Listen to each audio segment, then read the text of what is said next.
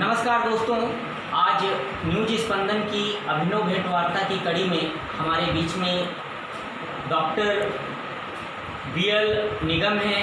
Doctor साहब, आपसे पहला प्रश्न है, पूरे देश भर में अनलॉक शुरू हो गया है, आवागमन पूरी तरह से जारी है। ऐसे में लोगों के अंदर कोरोना के प्रति जो भय था वो समाप्त हो गया है। क्या आज भी लोगों को इस महामारी से सावधान रहने की आवश्यकता है? इसमें आपका लोगों को क्या सजेशन है? देखिए, भय तो पूरी तरह से समाप्त भी नहीं होना चाहिए, क्योंकि अभी हमारे देश के अंदर कोरोना चल रहा है। उसके लिए जो सोशल डिस्टेंसिंग है उसका हमें पालन करना चाहिए। दूसरी, बिना मतलब बाज़ार के अंदर किसी भी पब्लिक प्लेस पे न जाएं। जब बहुत ही आवश्यक हो तब आप घर के से बाहर निकलें। और स्पेशली जो वृद्ध हैं, सीनियर सिटीजन हैं, उनके लिए और बच्चों के लिए ज़्यादा ही ख्याल करने की आवश्यकता है। डॉक्टर साहब, आप जो है आयुर्वेदिक एलोपैथिक दोनों में दवाएं देते हैं, तो ज़्यादातर मरीजों को कौन सी दवाइयाँ लेनी चाहिए, आयुर्वेदिक या फिर एलोपैथिक? देखिए, अगर आवश्यकता है तो बचाव के लिए आयुर्वेदिक दवाइयाँ ज़्यादा उत्तम हैं। उसमें जैसे एक जड़ी बूटी है जिसको एंडोग्राफिक पेनिकुलेटा कहते हैं। एंडोग्राफिक पेनिकुलेटा जो है, इसको चिरायता बोलते हैं हिंदी के अंदर।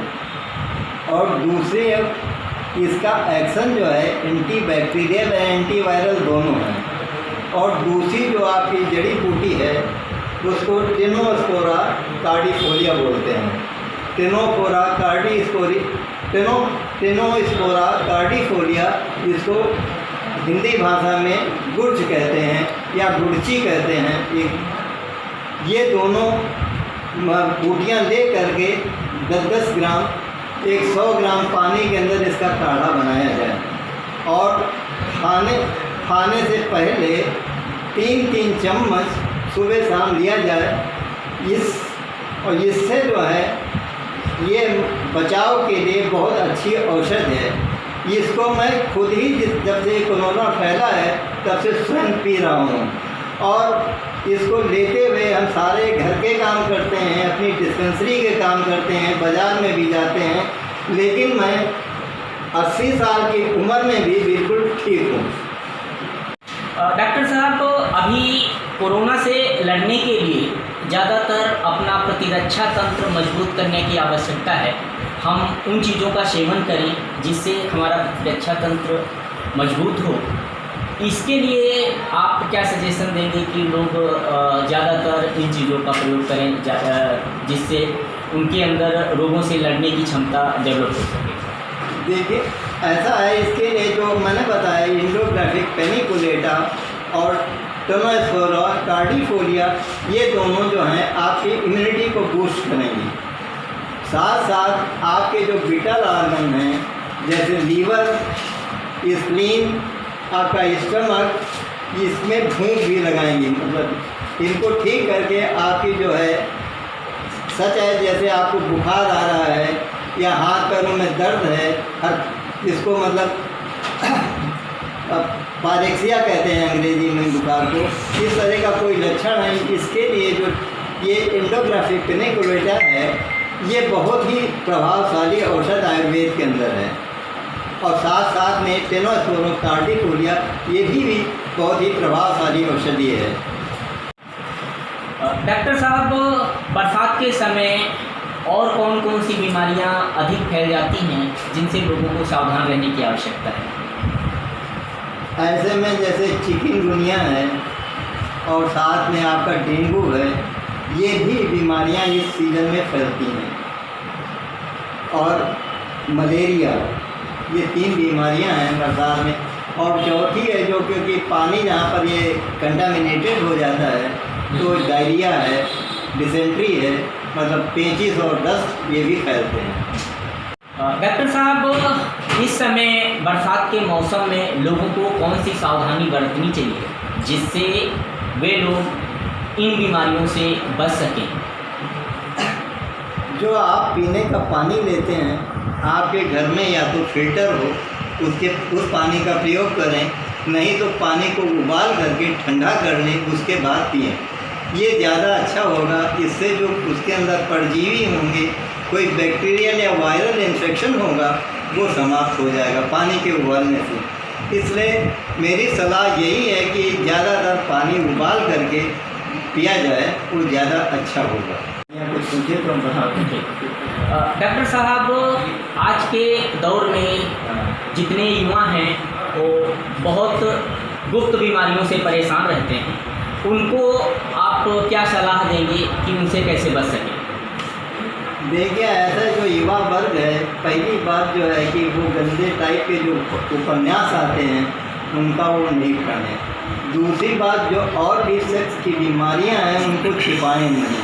अगर कोई ऐसी बीमारी है तो चिकित्सक से सलाह लेकर के उसकी उचित दवाई करें।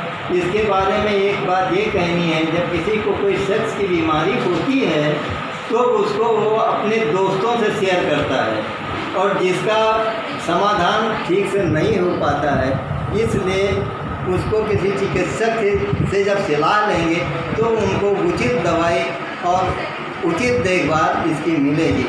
जैसे मान लिया किसी व्यक्ति की शादी हो जाती है और उसको मतलब एक संतान पैदा होने का एक समय है, और उसको वो टालते रहते हैं कि 5-6 साल 7 साल 8 साल हो जाते हैं, तो ऐसी हालत में क्या होता है कि उसमें एक लड़की में जो है उसमें बांझपन धीरे धीरे आने लगता है, और जब उनकी संतान की इच्छा होती है तो उसकी उम्र जो है 35 साल से ज़्यादा पार हो जाती है। इन परिस्थितियों में वो जो दाम्पत्य जीवन उनका खराब होने लगता है, क्योंकि 35 साल के बाद जो है अक्सर जो है कंसेप्शन के चांसेस कम होने लगते हैं, क्योंकि लड़कियों को जो मेंस्ट्रुएशन पीरियड है वो 13 साल से लगभग स्टार्ट हो जाता है, 35 से 40 साल तक वो सारा ढंग से चलता है। तो इसमें इसके बारे में मुझे कहना है कि वो अगर उन्हें संतान पैदा करनी है तो शीघ्र से शीघ्र संतान पैदा करके जितनी आवश्यकता हो उसके बाद उनको फैमिली प्लानिंग का सहारा लेना चाहिए। अब आप लड़कियों को क्या सजेशन देना चाहेंगे? देखिए, ऐसा है कि लड़कियों को ज़्यादातर एक युवावस्था में बीमारी होती है कि किसी को ये जो है मुहासे ज़्यादा निकलते हैं, वो उनके हार्मोन की ज़्यादती की वजह से निकलने लगते हैं, तो उनके चेहरे के ऊपर मतलब इसका प्रभाव पड़ता है। उनकी पर्सनालिटी में दिक्कत आती है कि वो हर जो युवती है अपनी पर्सनालिटी के ऊपर बहुत ख्याल रखती है। दूसरी चीज़ है कुछ उसकी जो गुप्त बीमारियां हैं, जैसे अंग्रेज़ी में लिकोरिया कहते हैं। लिकोरिया के अंदर उनको पानी आने लगता है, स्राव होने लगता है वेजाइना से, तो उसकी वजह से उनकी कमर में दर्द, शरीर में दर्द, काम में मन न लगना, इस तरह की तमाम बातें पैदा हो जाती हैं। इसके लिए वो मतलब किसी भी स्त्री चिकित्सक से उचित सलाह लेकर के उस रोग का निवारण करवाना चाहिए। सर, जनपद सीतापुर में सर्पदंश से आए दिन लोगों की मृत्यु होने की समाचार मिलते हैं, और अध्ययन में पाया गया है कि वो सारे लोग सबसे पहले ओझा के पास झाड़ फूंक के चक्कर में पड़ते हैं। और ऐसे में उन लोगों को आप क्या सजेशन देंगे यदि सर्प किसी को काट लेता है तो उसे ओझा के पास जाना चाहिए अथवा किसी भी डॉक्टर से उचित सलाह लेकर के उसका इलाज करवाना चाहिए? इसमें आपका क्या सजेशन है? इसमें ये है कि अगर किसी को सर्प ने डस लिया है, काट लिया है, उसको कहीं काट लेता है, तो उसको ओझा के पास नहीं जाना चाहिए। दूसरी चीज़ है कि एलोपैथिक चिकित्सा में इसका एंटीवेनम सीरम आता है, समझे? तो एंटीवेनम सीरम ये आपको जो सरकारी अस्पताल हैं PSC या CSC पे अवेलेबल होते हैं, और कुछ जो फेमस चिकित्सक हैं, प्रसिद्ध चिकित्सक हर नगर में होते हैं, उनके पास भी ये मिलता है।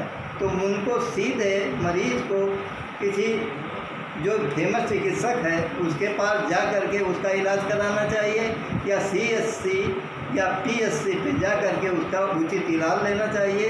और जब वो झाड़ फूँक के चक्कर में पड़ते हैं तो इससे जो है मरीज़ की मृत्यु हो जाती है।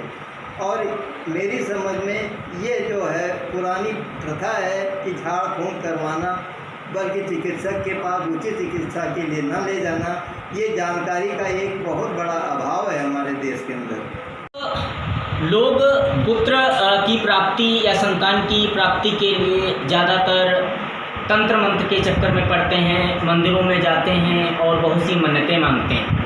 उनको आप क्या सजेशन देना चाहेंगे? क्या वास्तव में ये बीमारी के कारण संतान उत्पन्न होने में लेट होता है? तो उनको आप उचित सलाह क्या देंगे? देखिए, जब स्त्री पुरुष दोनों ठीक होंगे तभी संतान की उत्पत्ति होगी। उनमें से अगर एक पार्टनर में कोई कमी है तो संतान संभव नहीं है। नंबर एक ये है कि जैसे आप लेडीज़ के जनरेटिव ऑर्गन के बारे में जानें तो उसका कारण है कि उसमें ओवम बनता है या नहीं बनता है, जिसको डिम कहते हैं हिंदी में। अगर ओवम बनता है तो उनकी कहीं फ्लैपियन ट्यूब ब्लॉक तो नहीं है। इसके लिए उनको अल्ट्रासाउंड या मतलब इसकी और जांच करानी चाहिए, तो उससे ये पता लगेगा कि वो उनकी फ्लैपियन ट्यूब बंद है या खुली है। एक नंबर एक तो यही हो गया। दूसरी चीज़ ये है कि हार्मोनल डिसबैलेंस भी होता है लेडीज़ में। अगर वो हार्मोनल डिसबैलेंस है तो उसकी भी जांच होती है आधुनिक चिकित्सा के अंदर। उसकी पूरी जांच कराएं, उसके बाद उसकी चिकित्सा करें। दूसरा कारण ये है कि जो सीमेन होता है उसके अंदर आदमियों में स्पर्म पाए जाते हैं। तो स्पर्म का ये है कि वो स्पर्म जो है वो आपके नॉर्मल लिमिट में है या नॉर्मल लिमिट से कम है, या जो स्पर्म हैं वो डेड तो नहीं है, मतलब मरे हुए तो नहीं हैं। तो अगर स्पर्म कम है तो उनकी तमाम आयुर्वेदिक चिकित्सा में तो बहुत सी दवाइयाँ हैं, तो उनको मरीज़ इस्तेमाल करें। और उनका मोटिलिटी रेट जो है जो 60% के ऊपर होना चाहिए। अगर 60% से कम मोटिलिटी रेट है तो मतलब मोटिलिटी रेट जो है 60% से कम है तो उसमें थोड़ा संतान होने में विलम्ब लगता है। जब तक मोटिलिटी रेट जो है वो 60% के ऊपर होना चाहिए और उसका नॉर्मल से ज़्यादा उनकी ये स्पर्म जो है सीमेन के अंदर होना चाहिए। एक बार में जो एक व्यक्ति जो है युवक जो है 1.5 ml से लेकर के 5 ml तक सीमेन डिस्चार्ज करता है।